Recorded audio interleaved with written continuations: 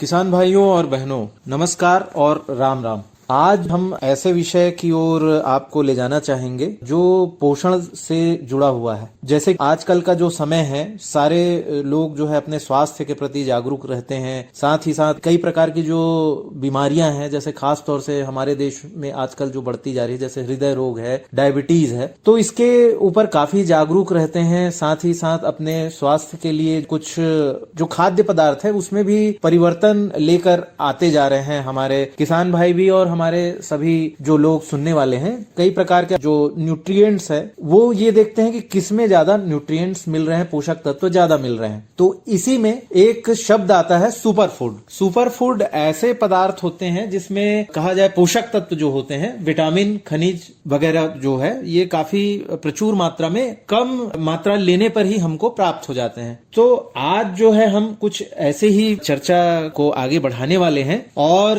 Doctor Alpana Sharma जो ma'am है, ये जब भी आती हैं तो पोषण से संबंधित जो जानकारी है वो आप किसान भाइयों और बहनों को जरूर देती हैं। तो आज जो बदलता हुआ जो समय है, इसमें जो हमारे खाद्य पदार्थ हैं वो भी कुछ हद तक बदलते जा रहे हैं। ये कहा जाए कि जो कुछ पदार्थ हैं उसको हम लोग जानते तो हैं, लेकिन जो उसका जो स्वरूप जो परिवर्तित हो जाता है, कई बार उसको कुछ और नाम से जाना जाता है। तो इसी कड़ी में जो है आज हम जानना चाहेंगे, सबसे पहले एक शब्द आता है माइक्रोग्रीन्स। इस विषय पर ही हम चर्चा करेंगे। मैडम, आपका बहुत बहुत स्वागत है आकाशवाणी शहडोल के स्टूडियो में और इस किसानवाड़ी कार्यक्रम में। धन्यवाद अविनाश जी। ये जो माइक्रोग्रीन्स जिसके ऊपर आज अपन चर्चा करने वाले हैं, तो सभी लोगों ने कभी ना कभी अपने किसी अनाज को या किसी दलहन वाली बीज को आपने अंकुरित करके देखा होगा। अंकुरित के बाद वाली स्थिति जो है, मतलब अंकुरित को थोड़ा सा और बढ़ा लें, वो ही माइक्रोग्रीन्स कहलाता है ना। तो ये जो माइक्रोग्रीन्स हैं, ये आजकल आज के दौर में बहुत ज्यादा आवश्यक है, क्योंकि अपन जैसे बोलते हैं कि सब्जियां हो गई, इनमें विटामिन मिनरल्स बहुत होते हैं, लेकिन सब्जियां अब हम ये नहीं जानते कि उनको कैसे रसायन से उगाया गया है, कैसी दवाइयां डली हैं, उनका सही से उपयोग किया, रेसिडुअल टाइम खत्म हुआ कि नहीं हुआ, तो इसका कोई हमारे रासायनिक का कोई कुप्रभाव तो नहीं होगा हमारे ऊपर सब्जियां खाने का। तो अगर हम उतना ज्यादा सोच पा रहे हैं, तो ये जो माइक्रोग्रीन्स जो हैं, ये हमारे लिए एक वरदान जैसे सिद्ध होंगे, एक सुपर फूड जैसे सिद्ध होंगे माइक्रोग्रीन्स। और ये क्या है कि हम अपने सामने अपने जो भी हमको खाना है उसके माइक्रोग्रीन्स बना के और उनको हम उपयोग कर सकते हैं दैनिक आहार में। तो हम ये इंश्योर कर लेंगे, ये हम बिल्कुल पक्का कर पाएंगे कि हमको प्रचुर मात्रा में पोषक तत्व हमारे खाने में हमने लिया है और हमको पोषक तत्व से कमी वाली कोई भी बीमारी हमको नहीं होगी, नाम मात्र की होगी। तो ये माइक्रोग्रीन्स बहुत फायदेमंद है और इनका मैं तो ये चाहती हूँ कि हर घर में इसका उपयोग होना चाहिए, क्योंकि ये बिल्कुल एक तरह से चमत्कार है, ईश्वर का चमत्कार है हमारे लिए कि हम इसको बिल्कुल आसानी से बिना लागत के और अपने घर बैठे हम उगा सकते हैं। इसमें हमको किसी भी तरह की, अगर जैसे हम ये बोलें कि हमको खेत की आवश्यकता है, उसकी आवश्यकता, तो खेत वगैरह की हमको आवश्यकता नहीं है। हम आसानी से घर के किसी भी कोने में अपने जहाँ पे थोड़ा सा हल्का रोशनी आती है वहां पे हम इनको उगा सकते हैं और बिल्कुल इसमें कोई बहुत ज्यादा कोई कठिन कार्य नहीं है और आराम से इसको उगाते हैं। इसको एक तरह से ना सुपर फूड की कैटेगरी में लिया गया है, क्योंकि इसमें जो पोषक तत्व है बहुत ज्यादा, मतलब जैसे बोलते हैं ना, बहुत उच्च घनत्व, मतलब बहुत ज्यादा भारी मात्रा में है, इसलिए इसको सुपर फूड की कैटेगरी में लिया गया है। तो ये जो है, इसको हमारे किसान भाई आसानी से उगा सकते हैं घर में। जी, ये आपने बताया अभी जो है माइक्रोग्रीन्स को सुपर फूड की श्रेणी में रखा गया है, एक प्रकार से सुपर फूड है। और साथ ही एक और बात है इसमें, एक और प्रश्न मेरे दिमाग में आ रहा है कि जो अंकुरित अनाज जिसको कहा जाता है, स्प्राउट्स जो होते हैं, उसको जब भी हमारे किसान भाई और हमारे सुनने वाले श्रोता जो हैं जब भी लगाते हैं तो वो 1-2 दिनों में ही तैयार हो जाता है। गीले कपड़े वगैरह में रखते हैं या किसी रूप से उसको थोड़ा सा गीला रखना रहता है। फिर उसके बाद उसमें जो जड़ें निकलती है, उसके बाद उसको पूरी तरीके से उसे या तो कोई व्यंजन बना लिया जाता है या तो सीधे ही खा लिया जाता है। तो ये हो गए स्प्राउट्स और अंकुरित अनाज। माइक्रोग्रीन्स जो है उनसे कितने अलग हैं और क्या उसके आगे वाला जो चरण है, जब थोड़ा सा उसमें कुछ पत्तियां निकल जाती है और उसके बाद का जो चरण है वो है क्या ये जो है? हाँ, देखिए, जैसे किसी भी बीज को हमने हल्का सा उसको पहले भिगो लिया जी। और भिगोने के बाद उसका पानी निकाल के फिर उसको हमने अंधेरे में रख दिया, थोड़ा सा ढाक के। जी जी। तो उसमें आपने देखा कि 1-2 दिन में उसमें अंकुर निकल जाएगा। बिल्कुल। अंकुरन के बाद की स्थिति कि उसको फिर हम थोड़ा सा और उगाएंगे और उसको कल्चर करेंगे, और फिर जैसे 7 से 10 दिन हो गए, कहीं कहीं पे 7 से 15 दिन भी हो गए, तो उस स्थिति में ये जब जैसे ऊपर के 2-3 पत्तियां निकलने लगती हैं, हरी हरी सी पत्तियां आपको दिखेंगी बिल्कुल छोटी छोटी सी, उस स्थिति वाली स्थिति को हम माइक्रोग्रीन्स बोलते हैं। और माइक्रोग्रीन्स में ये है कि जैसे अंकुरन आपका 2-3 दिन 1-2 दिन में होगा, ये 7 से 10 दिन लेगा। माइक्रोग्रीन्स में ये भी है कि जैसे बाकी हर एक चीज में ये रहता है कि नाइट्रेट्स जो हैं, नाइट्रेट्स, जैसे अगर हम पूरे जैसे कोई भी साग उगा रहे हैं माइक्रोग्रीन्स में, मेथी उगा रहे हैं या हमने धनिया उगाई है, कुछ भी उगाया, और अगर इसका पूरा बड़ा सा पौधा ले कि भैया वो फुल साइज का पौधा लें, तो दोनों की तुलना में ये है कि जो बड़े वाले में नाइट्रेट्स बहुत रहते हैं। तो नाइट्रेट्स क्या करते हैं, जो भी हमारे जो न्यूट्रिएंट्स हैं, जैसे मान लीजिए अमीनो एसिड्स हैं, प्रोटीन है या फिर विटामिन मिनरल्स हैं, उनको वो बाइंड कर लेते हैं, तो हमारे शरीर में उसकी उपलब्धता कम होती है। तो माइक्रोग्रीन्स में वो चीज कम रहती है। माइक्रोग्रीन्स क्योंकि 7 से 15 दिन या मैक्सिमम 20 दिन का रहेगा, तो माइक्रोग्रीन्स में क्या रहते हैं, नाइट्रेट्स बहुत कम रहते हैं। अच्छा। तो ये क्या करते हैं, हमारे पोषक तत्वों की जो जैव उपलब्धता हमारे शरीर में रहती है उसको ये बढ़ाता है, मतलब अच्छा। कम नहीं होने देता है। हमारे जितना हम खाएंगे वो पूरा का पूरा हमको उपलब्ध होगा। और माइक्रोग्रीन्स में एक चीज और है कि इसमें ना एंजाइम्स बहुत ज्यादा एक्टिवेट रहते हैं। तो ये जैसे इसका अगर हम सेवन करेंगे तो हमारे शरीर में जाएगा, तो ये क्या करेगा कि हमको जो भी चीज हम खा रहे हैं तो हमारे पाचन तंत्र को भी दुरुस्त करेगा और सारी चीज हमको उपलब्ध होंगी, पोषक तत्व पूरे उपलब्ध होंगे। तो ये बहुत ज्यादा फायदेमंद है। लेकिन इसमें सबसे बड़ी बात क्या है कि इसको हमको कच्चा ही सेवन करना है। अगर माइक्रोग्रीन्स को हम किसी तरह प्रोसेस्ड कर रहे हैं कि मतलब उसको उबाल लिए या फ्राई कर लिए, तो उसका जो पोषण डेंसिटी जो है, पोषण घनत्व, वो कम हो जाएगा। जिस चीज के लिए हम इसको खा रहे हैं वो चीज ही कम हो जाएगा। तो इसको हमको कोशिश करना चाहिए कि बिल्कुल एज सच कच्चे फॉर्म में ही हमको उपयोग करना है। जी, यानी कि जो रॉ फॉर्म होता है, कच्चा जो होता है, सीधे उसको उपयोग करना है और पकाने की जो आवश्यकता है वो इसमें नहीं है।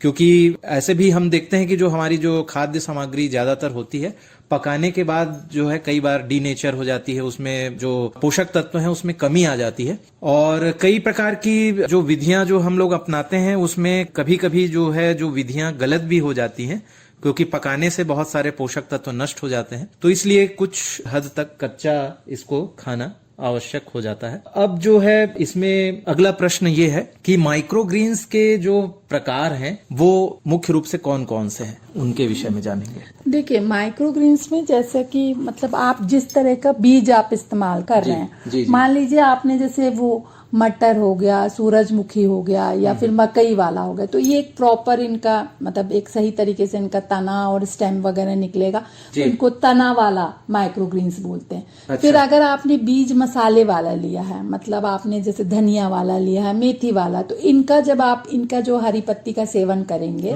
माइक्रोग्रीन्स का, तो इनका क्या थोड़ा सा मसालेदार वाला इनका टेस्ट आता है, तो इनको मसालेदार वाला बोला जाता है। फिर जैसे और है कि जैसे अपन जड़ी बूटियों वाले माइक्रोग्रीन्स ले लें, तुलसी हो गया, अजवाइन हो गया, उनके माइक्रोग्रीन्स ले रहे हैं, तो वो जड़ी बूटी वाले माइक्रोग्रीन्स हो गए। फिर अगर कोमल माइक्रोग्रीन्स की बात करें तो जितने भी जैसे फूल गोभी हो गई आपकी या ब्रोकली हो गया, इनके जो माइक्रोग्रीन्स है बहुत कोमल रहते हैं इनके, मतलब कि आप चबाएंगे तो आपको बहुत ज्यादा एफर्ट नहीं करना पड़ेगा, आराम से ये च्यू हो जाते हैं, चब जाते हैं। तो इनको तो इसी तरह के 3-4 कैटेगरीज हैं कि मतलब हाँ ये 3-4 कैटेगरी में इनको वर्गीकृत किया गया है। वैसे जो माइक्रोग्रीन्स जो शब्द है उससे हमारे कुछ श्रोता जो है परिचित नहीं होंगे, लेकिन देखा जाए तो हम इसका उपयोग करते रहे हैं। जैसे जो हमारे आसपास जो है कभी कभी कुछ त्योहार वगैरह होते हैं, जैसे भोजली त्योहार होता है जिसमें जवारा वगैरह उगाया जाता है, तो ये जो है इससे अच्छी तरीके से परिचित है हमारे जो श्रोता हैं। और एक और चीज है कि उसको कई लोग जो है उपवास में जो है इसका सेवन भी करते हैं। इसके जैसे जवारे के जो रस है सिर्फ इसी से ही जो है उपवास रखा जाता है और कुछ भी नहीं लिया जाता। तो इससे स्पष्ट होता है कि एक तो हमारे किसान भाई बहन इसको उपयोग करते रहे हैं, दूसरा उसमें जो पोषक तत्व जो मौजूद होते हैं वो इतने उच्च क्षमता के साथ होते हैं कि किसी और चीज की भी आवश्यकता नहीं होती और हमारे शरीर में कोई भी कमजोरी नहीं होती अगर इसको लेते हैं तो कुल मिला के जो हमारे किसान भाई और बहन है ये इसका उपयोग करते रहते हैं। तो अगला जो मेरा सवाल है इसी से ही जुड़ा हुआ है कि इसकी जो पोषण गुणवत्ता होती है वो कैसी होती है? देखिए, माइक्रोग्रेन्स जो है वे बहुत ज्यादा पोषण घनत्व रहता है, हाई डेंसिटी वाले, हाई पोषण डेंसिटी वाले रहते हैं। इनमें क्या है कि प्रचुर मात्रा में आप देखिए विटामिन की मात्रा है, ए, सी, ई, के, और फिर इसमें बहुत सारे खनिज तत्व हैं, iron, potassium, magnesium, copper, zinc, सारे हमको 16-17 तत्व लगते हैं। तो सारे खनिज तत्व कुछ कम कुछ ज्यादा मात्रा में इसमें मौजूद है। मतलब ये देखिए कि आप इतनी ज्यादा पोषक घनत्व वाली चीज है माइक्रोग्रेन्स। साथ ही इसमें क्या है कि जैसे इसका जो है ग्लाइसेमिक इंडेक्स जो आजकल बहुत सुना जाता है, जिनको भी शुगर की बीमारी है कि भाई हमको वैसी चीज खानी है जिससे हमारा शुगर एकदम से ना बढ़े, तो ये क्या है कि इसका ग्लाइसेमिक इंडेक्स बहुत कम रहता है, लो ग्लाइसेमिक इंडेक्स के हैं। तो ये हमारे जो डायबिटिक वाले रहते हैं उनके लिए भी बहुत फायदेमंद है। साथ ही इसमें क्या है कि इसमें हृदय रोग वालों के लिए भी ये बहुत फायदेमंद है। खासतौर पर अगर हम गोभी, लाल पत्ता गोभी की बात करें, उसके अगर हम बीज ले लें और उसके माइक्रोग्रीन्स बनाएं तो ये हृदय वालों के लिए बहुत फायदेमंद है। और इसमें क्या है कि विटामिन सी बहुत है, तो विटामिन सी होने के कारण सभी जानते हैं कि इम्यूनिटी को बूस्ट करेगा, अपनी रोग प्रतिरोधक क्षमता को बढ़ाएगा। और इसमें कैंसर से बचाव वाले भी गुण पाए जाते हैं। जो आपने बताया वो भोजली वाला कि उस समय वो उसका सेवन करते हैं, उसमें ऐसे ऐसे एंजाइम्स उसमें रहते हैं कि उसमें हम लोग अगर टेक्निकल बात करें उसमें तो सल्फोराफेन नामक एक तत्व है। अच्छा। तो ये क्या करता है कि कैंसर रोधी है। तो ये हमारा जो तत्व है ये हमको कैंसर से बचाता है। तो कैंसर इनिबिटरी प्रॉपर्टीज भी इसमें है।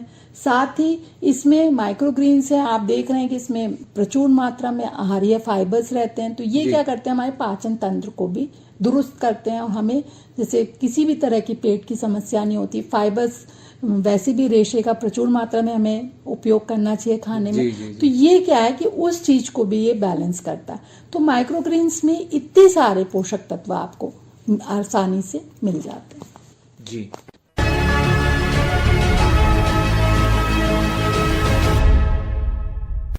किसान ड्रोन का उपयोग कर पारंपरिक खेती के तरीकों को बदल रहा है। आधुनिक हाई रेजोल्यूशन कैमरा और उन्नत सेंसर से लैस किसान ड्रोन भारतीय कृषि क्षेत्र को नई ऊंचाइयों पर ले जाने की क्षमता रखते हैं। किसान ड्रोन की उपलब्धता के लिए केंद्रीय कृषि मंत्रालय द्वारा ड्रोन की खरीद के लिए वित्तीय सहायता दी जा रही है। ड्रोन दीदी योजना को अपनाने से स्वयं सहायता समूह की महिलाओं पर व्यापक प्रभाव पड़ेगा और इनकी आय में भी वृद्धि होगी। थैंक यू प्रधानमंत्री जी। कल तक जो हमारे किसान संसाधन के अभाव में कठिनाइयों में थे, वो अब नई तकनीक की ताकत से मजबूत हो रहे हैं और यही परिवर्तन हमारा नया भारत है, जिसकी गूंज पूरी दुनिया में सुनाई दे रही है। इसमें जो है पोषण जो गुणवत्ता है, पोषक जो तत्व हैं, इनके विषय में अभी आपने बताया है। जैसे जो हमारे जो स्प्राउट्स होते हैं, अंकुरित अनाज होते हैं, इनको अंकुरित करना काफी आसान होता है। तो ये देखा जाए तो जो पौधे और बीज, जो अंकुरित अनाज है, उनके बीज की अवस्था है। जो पौधे जो है फसल के रूप में जो हम तैयार करते हैं वो काफी बड़े हो जाते हैं, उनको सेवन करना जो है काफी मुश्किल हो जाता है, क्योंकि वो जो है काफी हार्ड हो जाते हैं जब वो बड़े होते हैं। और जो अंकुरित अंकुरित बीज होते हैं वो जो है शुरुआती ही अवस्था होते हैं, तो इनको कैसे उगाया जाना चाहिए, कैसे उगाया जा सकता है, इसके विषय में जानेंगे। जैसे अंकुरित अनाज को तो कोई विशेष आवश्यकता नहीं होती, लेकिन जो फसल जो हमारी होती है उसको उगाने के लिए खेतों की आवश्यकता होती है, एक सरफेस की आवश्यकता होती है, तो इनको कैसे उगाया जा सकता है? देखिए, इसमें क्या करेंगे कि हम 4 से 6 इंच वाला कोई भी हम कंटेनर या हमारे पास कोई बॉक्स है तो वो ले लें, कोई ट्रे टाइप की चीज है तो वो ले लें जी। और उसमें या तो हम बेस मटेरियल में हल्की 2 इंच की परत हम मिट्टी की बिछा दें या फिर हम टिश्यू पेपर को वहां पे 2-3 लेयर करके बिछा दें जी। या फिर कोकोपीट अगर हमारे पास मौजूद है तो उसको बिछा लें 2 इंच की लेयर में और उसमें हल्का सा नमी, हल्का सा पानी बिल्कुल डालना है। अगर आपने मिट्टी उपयोग किया तो मिट्टी में एक चीज ये ध्यान रखिएगा कि वो मतलब जैसे बहुत गीली वाली मिट्टी ना हो जी। तो जैसे अपन काली वाली मिट्टी इस्तेमाल करते हैं, काली सॉइल, तो काली सॉइल में क्या वाटर होल्डिंग कैपेसिटी बहुत रहती है, तो वो क्या बहुत गिलगिली टाइप की, तो उसमें ये बीज नहीं उगाएं। जी जी। आप जैसे आपके पास जो भी मिट्टी है उसमें थोड़ा सा गोबर की खाद मिला के उसको बढ़िया भुरभुरी मिट्टी कर लें और फिर उसकी आप 2 इंच की परत बिछाएं और उसमें आप कोई भी बीज, मान लीजिए सरसों आपको उगाना है या धनिया उगाना है या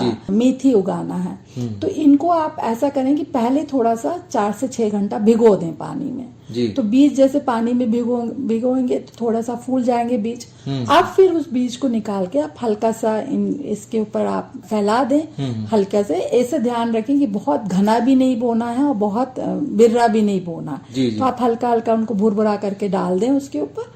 और उसके ऊपर अगर आपने मिट्टी ली हुई है तो फिर एक परत हल्की सी मिट्टी की बिछा दें और अगर टिश्यू पेपर आपने यूज किया है तो उसके ऊपर एक परत गीली वाली टिश्यू पेपर हल्की सी आप डाल दें, दबाने की जरूरत नहीं है जी। तो आपने डाल दिया और फिर आपको ये ध्यान रखना है कि इसमें थोड़ी सी नमी बनी रहे। खास बात ये है कि जो भी कंटेनर आपने लिया है, ट्रे या कोई बॉक्स लिया है, तो उसमें आपको नीचे की तरफ उसमें छेद जरूर कीजिए, क्योंकि नहीं तो बीज पूरे सड़ जाएंगे आपके। तो नीचे पहले छेद करके फिर आपको मिट्टी बिछानी है, फिर आपको थोड़ा सा मिट्टी गीली करनी है और फिर आपने बीज डालना है और हल्की सी मिट्टी की परत और ऊपर से आप एक किसी गीले कपड़े से ढक के रख दीजिए। तो ऐसी नमी का वातावरण रहेगा, क्योंकि अंकुरन के दौरान इनको थोड़ा सा ना अंधेरा पसंद है ताकि ये जल्दी अंकुरित हो जाएं और इनमें से वो निकले। तो जब आप 2 दिन के बाद जैसे आपने कपड़ा हटाएंगे, बीच में हल्का सा पानी का स्प्रे करते रहेंगे कपड़े के ऊपर, कपड़ा हटाएंगे तो आप देखेंगे कि थोड़ी थोड़ी सी जड़ी टाइप का निकल गया, अंकुरित हो गया। आप फिर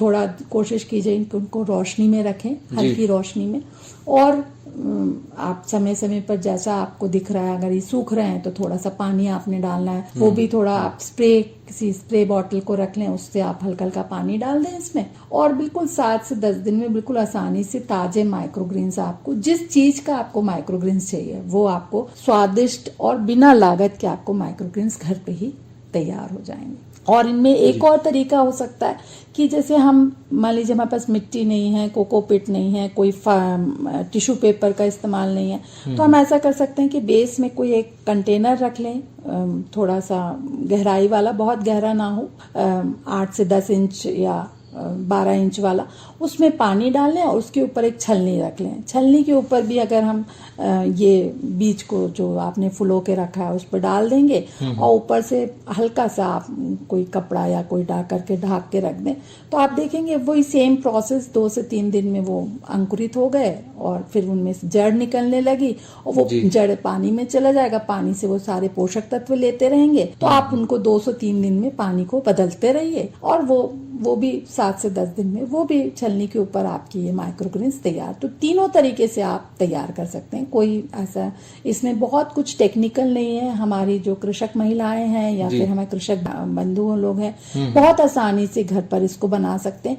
और एक तरह से मैं तो ये बोलूंगी कि आय सृजन का भी तरीका हो सकता है, क्योंकि अगर हम इसकी पोषण गुणवत्ता इतना समझ रहे हैं, इतना जान रहे हैं इसको, तो ये समझिए जैसे हम धनिया की मुट्ठी बिक रही है बाजार में, हमारे पास मेथी की भाजी बिकती है या किसी चीज की भाजी, साग बिक रहा है, तो आप थोड़े दिन बाद देखिएगा कि ये इनके माइक्रोग्रीन्स बिकने लगेंगे बाजार में। बड़े शहरों में सुपरमार्केट्स में ये बहुत अच्छे दामों पे बिकते हैं। और चूंकि अभी हम लोग थोड़ा सा इसको समझने के लिए समय था, तो इसको हमने एक बहुत अच्छा आय सृजन का भी तरीका गृहिणियों के लिए हो सकता है, कृषक महिलाओं के लिए, कि वो अगर इस तरह के माइक्रोग्रीन्स बनाएं और डेली हाट बाजार में उनको ले जाके बेचें, तो ये भी एक बहुत अच्छा उपाय हो सकता है उनके लिए। जी, ये जो मिट्टी के बारे में आपने कहा था, कोकोपीट वगैरह जो सरफेस उसके लिए इस्तेमाल होता है, तो उसमें इसीलिए ही उसको भुरभुरा रखना है ताकि जो अतिरिक्त जो पानी है वो निकल जाए और बीजों को सड़ाए नहीं और पौधे जो है आराम से तैयार हो जाएं। उसके अलावा जो है सूर्य के प्रकाश में भी शुरुआती अवस्था में ज्यादा उसको आवश्यकता नहीं है, फिर उसके बाद शायद जब उगने लगते होंगे तो फिर रखना पड़ता होगा। हाँ।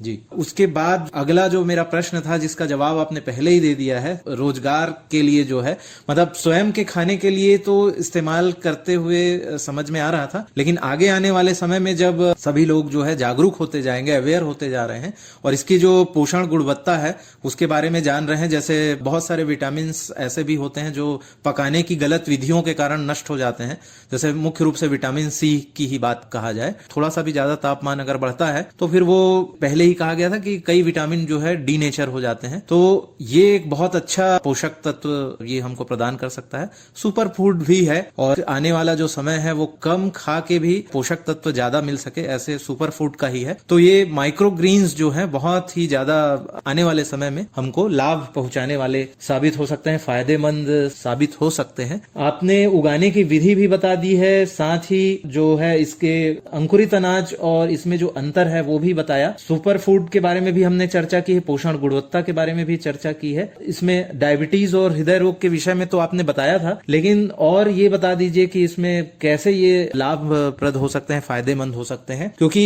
अभी जो समय है, चाहे वो हमारे गांव के किसान भाई हों या शहर में रहने वाले लोग हों, सारे लोग जो है इन सब समस्याओं से आजकल दो चार होना पड़ रहा है। मधुमेह है और हृदय रोग, तो माइक्रो ग्रीन्स जो है किस प्रकार से लाभ पहुंचा सकता है। अगर हम सामान्य रूप से जो भोजन अभी तक लेते आ रहे हैं उसकी तुलना में अगर माइक्रो ग्रीन्स का सेवन करते हैं तो वो हमको इन रोगों से और साथ ही जो लाइफस्टाइल से जो जुड़ी हुई बीमारियां हैं उससे कैसे बचा सकते हैं। देखिए, अगर हम बात करें डायबिटीज की, तो डायबिटीज में हमें 3 माइक्रोग्रीन्स बहुत फायदेमंद है। एक मेथी का माइक्रोग्रीन्स हो सकता है फायदेमंद, एक ब्रोकली का और एक मटर का माइक्रोग्रीन्स। अच्छा। तो ये मेथी वाला कैसे काम करता है, इसमें क्या है कि मेथी में अच्छी गुणवत्ता का फाइबर रहता है इसके माइक्रोग्रीन्स में, और इसमें ग्लूकोसाइनोलेट्स कार्बोहाइड्रेट्स के पाचन में बहुत मतलब मदद करता है। तो हमारे भोजन में जो बोलते हैं ना कि एकदम से मतलब लो ग्लाइसेमिक इंडेक्स वाला है और एकदम से हमारे शक्कर की लेवल को बढ़ाता नहीं है। साथ ही जैसे ब्रोकली माइक्रोग्रीन्स की बात करें तो जिनको टाइप 2 वाला मधुमेह है, तो इसमें क्या सल्फोराफेन नामक जो तत्व है ये टाइप 2 वाले जो उनके लिए बहुत फायदेमंद रहता है और ये उनके मधुमेह वाले चीजों को कम करता है और इंसुलिन प्रतिरोधक को नियंत्रित करता है। साथ ही अगर हम मटर वाले माइक्रोग्रीन्स की बात करें तो मटर माइक्रोग्रीन्स में जो है फाइबर और प्रोटीन बहुत है, वो लो ग्लाइसेमिक इंडेक्स का है। तो ये भी हमारे जो शुगर पेशेंट हैं, डायबिटीज वाले पेशेंट हैं, उनके लिए बहुत फायदेमंद रहता है। अगर हम बात करें हृदय रोग वालों के लिए, तो हृदय रोग वालों में हम 3 माइक्रोग्रीन्स बहुत फायदेमंद है। एक चुकंदर का जो माइक्रोग्रीन्स रहता है बीट रूट वाला वो, साथ ही पत्ता गोभी, लाल पत्ता गोभी इसमें खास तौर पे उसके माइक्रोग्रीन्स बहुत फायदेमंद रहते हैं, और एक वो रहता है चौलाई वाले माइक्रोग्रीन्स, एमरंथस वाले माइक्रोग्रीन्स, ये 3। तो इनमें आप ये समझिए कि इनमें जो है कि आपको पोटेशियम कंटेंट बहुत ज्यादा रहता है, तो जो सोडियम का जो इम्बैलेंस रहता है उसको ये मेंटेन करता है। तो इसमें क्या है कि हमारा जो बोलते हैं ना कि रक्त का जो प्रभाव है उसमें जो प्रेशर बनता है, तो इनके जो नसें जो रहती हैं उनको वो ढीली करता है, तो आपका जो प्रेशर है वो ऑटोमेटिक आपको धीमा हो जाता है या नियंत्रित हो जाता है। तो इस तरह से ये तीनों चीज काम करते हैं। तो ये हृदय रोग वाले में भी ये काफी ज्यादा फायदेमंद है। जी, कुल मिला के देखा जाए तो जो माइक्रो ग्रीन्स है इससे हमारे किसान भाई और बहन परिचित हैं, और बस ये है कि कुछ हद तक जो है अभी इसका उपयोग उतना ज्यादा नहीं हो पा रहा था, लेकिन जैसे जैसे जो है हम देखते जा रहे हैं कि कई प्रकार की जो समस्याएं हैं वो जीवन में जो है बढ़ती जा रही हैं, तो ऐसे जो खाद्य पदार्थ हैं जो हमें जो है लाभ दे सकते हैं, जो भी लाइफस्टाइल से जुड़ी हुई जो बीमारियां हैं उससे लड़ने में, साथ ही जो है ये पोषक तत्वों से भरपूर भरपूर हैं, कम मात्रा में लेकर भी बहुत सारे पोषक तत्व तो हमको मिल जाते हैं। तो ये जो माइक्रो ग्रीन्स हैं, इसके ऊपर जो आपने आज बताया, छोटे पौधे बड़ा पोषण, अगर एक वाक्य में कहा जाए इसको, तो ये इसके गुण हैं। चलते चलते किसान भाइयों और बहनों से आप क्या संदेश देना चाहेंगे माइक्रो ग्रीन्स के उपयोग करने के संबंध में? देखिए, माइक्रोग्रीन्स, अब हमने इसके उगाने का तरीका देख लिया, कौन से माइक्रोग्रीन्स किस चीज में फायदेमंद है, पोषक तत्व कितना है। तो चलते चलते इनका उपयोग कैसे करना है हमको दैनिक आहार में, चूंकि इनको कच्चा ही उपयोग करना है। तो एक सबसे बड़े ख्याल एक आता है कि भैया हम कोई भी चीज बनाएंगे उसके ऊपर इनको बारीक चॉप करके, बारीक काट के हमने डाल देना है। या फिर हम सलाद खा रहे हैं तो सलाद के ऊपर डाल के हम खा लें, या किसी भी चीज का, मान लीजिए हम रस बना रहे हैं, सूप बना रहे हैं, है ना, तो अंग्रेजी में उसको सूप बोलने लगते हैं। तो कोई भी चीज का आपने अगर वो रसा बनाया हुआ है तो उसके ऊपर अब माइक्रोग्रीन्स को आप डाल दीजिए और सजाने, गार्निश करने के लिए, और उसको आप उपयोग कीजिए। या मान लीजिए हम जैसे हमने कोई सब्जी बनाई हुई है, या आजकल कॉमन एक नाश्ता चलता है कि पोहा हर घर में बनता है, सुबह का नाश्ता। तो भाई पोहा में जैसे हम धनिया पत्ती डालते हैं गार्निशिंग के लिए, तो हम माइक्रोग्रीन्स, कई तरह के माइक्रोग्रीन्स की बारीक काट के उनको गार्निशिंग करने के लिए डाल देंगे। तो और जैसे मान लीजिए हम मुरमुरा है तो हम जैसे भेल बना के शाम को बैठ के परिवार के साथ उसका सेवन करते हैं कि प्याज टमाटर सब काट के डालने, तो उसके ऊपर हम माइक्रोग्रीन्स डाल दिए ताकि उसके भी पोषक जो तत्व है हमारे शरीर में चला जाए। तो कोशिश ये करना है कि हमको हर चीज में हम किस तरह से इसको शामिल कर ले और इसका उपयोग करें कच्चे फॉर्म में ही। हमको इसको आंच पे रख के इसका जो गुणवत्ता है उसको कम नहीं करना है, हमको उसको कच्चे ही फॉर्म में बारीक बारीक काट के उनको कैसे भी हमको उसको उपयोग करना है अपने दैनिक आहार में। तो ये घर बैठे हमारे किसान भाई अपनी पोषण के लिए सोच सकते हैं। और जैसे कुछ शहर वाले हैं जिनके पास समय की कमी है, नहीं उगा सकते हैं, नहीं कर सकते हैं उतना वो, तो उनके लिए भी कि भैया ये आपके लिए, आपकी पोषण के लिए हम अपने घर में उगा सकते हैं और इसको हम आय के रूप में भी कर सकते हैं। तो सर्वप्रथम तो पहले हम अपना पोषण देखें माइक्रोग्रीन से, और फिर इसको एज अ धंधे के रूप में भी हम उपयोग कर सकते हैं कि इसको स्वयं घर में उगा के और हम इसको मार्केट में बेच के उसका भी लाभ कमा सकते हैं। तो यही संदेश है कि माइक्रोग्रीन्स खाएं और स्वस्थ हो जाएं, हमारा जीवन स्वस्थ रहे, हम खुशहाल रहें और हम खूब आगे बढ़ें, खूब तरक्की करें। इसी संदेश के साथ मैं अपनी वाणी को विराम देती हूँ।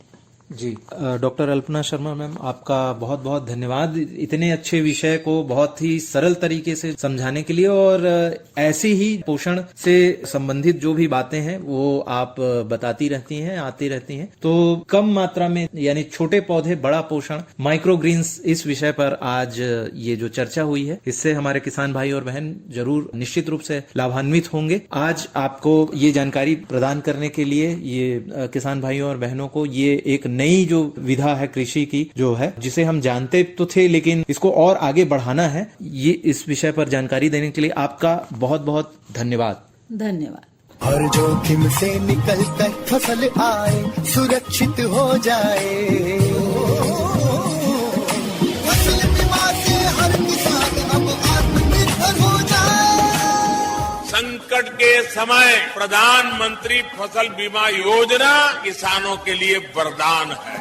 अब सूखा पड़े या बाढ़ आ जाए कोई डर नहीं, अब ओले पड़े या कीट पतंगे फसल खा जाए कोई फिक्र नहीं, क्योंकि हमने लिया है प्रधानमंत्री फसल बीमा। बुआई से फसल कटाई तक हर जोखिम का दावा, न्यूनतम प्रीमियम पर अधिकतम भुगतान का वादा। योजना से हर साल जुड़ रहे हैं 5 करोड़ से ज्यादा किसान। अब आपकी है बारी। नजदीकी कृषि कार्यालय, सहकारी समिति, बैंक शाखा, अधिकृत बीमा कंपनी या जन सेवा केंद्र में स्वेच्छा से करा सकते हैं पंजीकरण। फसल बीमा पोर्टल या फसल बीमा ऐप द्वारा भी कराया जा सकता है पंजीकरण। प्रधानमंत्री फसल बीमा योजना, आपकी फसलों का संपूर्ण सुरक्षा कवच। कृषि एवं किसान कल्याण मंत्रालय, भारत सरकार।